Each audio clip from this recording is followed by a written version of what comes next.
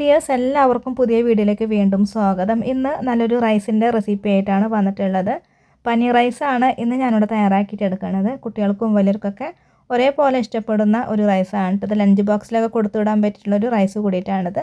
അപ്പോൾ നമുക്കിത് എങ്ങനെയാണ് തയ്യാറാക്കിയിട്ട് എടുക്കാമെന്ന് നോക്കാം. അപ്പോൾ അതിന് മുന്നേറ്റ് നമ്മുടെ ചാനൽ ആദ്യമായിട്ട് കാണുന്നവരൊക്കെ ഉണ്ടെങ്കിൽ ഒന്ന് സബ്സ്ക്രൈബ് ചെയ്യണം കേട്ടോ. പിന്നെ വീഡിയോ കണ്ടുപിടിക്കുന്ന സമയത്ത് ലൈക്ക് ബട്ടൺ പ്രസ് ചെയ്യാനും കൂടെ മറക്കരുത്. അപ്പോൾ നമുക്കിത് എങ്ങനെയാണ് തയ്യാറാക്കിയിട്ട് എടുക്കാമെന്ന് നമുക്ക് നോക്കാം. നമുക്ക് ഏറ്റവും ആദ്യം തന്നെ പനീർ ഒന്ന് ഫ്രൈ ചെയ്തിട്ട് എടുക്കാം കേട്ടോ. അപ്പോൾ ഒരു പാൻ അടുപ്പത്ത് വെച്ച് കൊടുത്തിട്ടുണ്ട്. ഫ്ലെയിം ഒന്നും ഓൺ ആക്കണ്ട കേട്ടോ ഈ ഒരു സമയത്ത്. ഇതിലേക്ക് ഞാൻ 2 ടീസ്പൂൺ ഓയിൽ ഒഴിച്ച് കൊടുത്തിട്ടുണ്ട്. കൂടെ തന്നെ ഒരു 1/4 ടീസ്പൂൺ മുളക് പൊടിയും ഒരു നുള്ള് മഞ്ഞൾപ്പൊടിയും ഒരു നുള്ള് ഉപ്പ് കൂടെ ചേർത്ത് കൊടുത്തിട്ടുണ്ട് കേട്ടോ. ഇനി ഇതൊന്ന് മിക്സാക്കി കൊടുക്കാം. നന്നായിട്ട് ഒന്ന് മിക്സാക്കി കൊടുത്തതിന് ശേഷം ഇനി ഫ്ലെയിം ഒന്ന് ഓണാക്കി കൊടുക്കാം കേട്ടോ.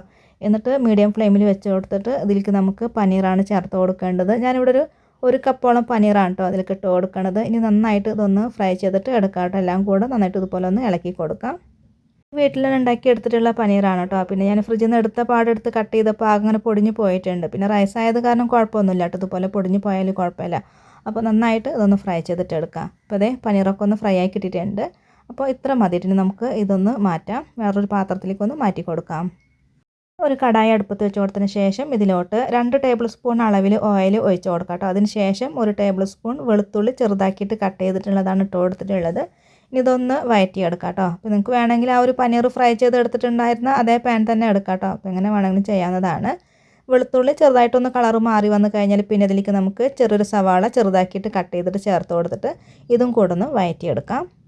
പിന്നെ ഇതുപോലുള്ള റൈസൊക്കെ ഉണ്ടാക്കിയെടുക്കുന്ന സമയത്ത് വെജിറ്റബിൾസ് ഒന്നും ഒരുപാട് ഇങ്ങനെ കുക്ക് ചെയ്തിട്ട് എടുക്കേണ്ട ആവശ്യമൊന്നുമില്ല കേട്ടോ. ഒരു 3/4 ഭാഗത്തോളം മാത്രം ഒന്ന് വെന്ത് കിട്ടിയാൽ മതി.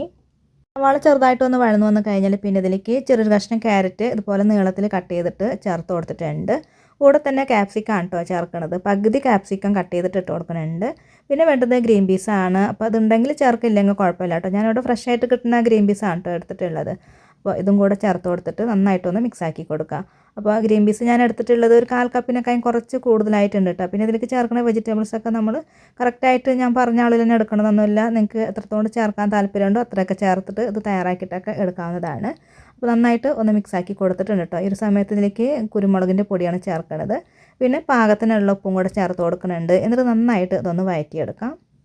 നേരത്തെ പറഞ്ഞതുപോലെ ഒരുപാട് ഇങ്ങനെ കുക്ക് ചെയ്തിട്ട് എടുക്കേണ്ട ആവശ്യമില്ല കേട്ടോ. ഇതൊരു 3/4 ഭാഗത്തോളം മാത്രം വെന്ത് കിട്ടിയാൽ മാത്രം മതി കേട്ടോ.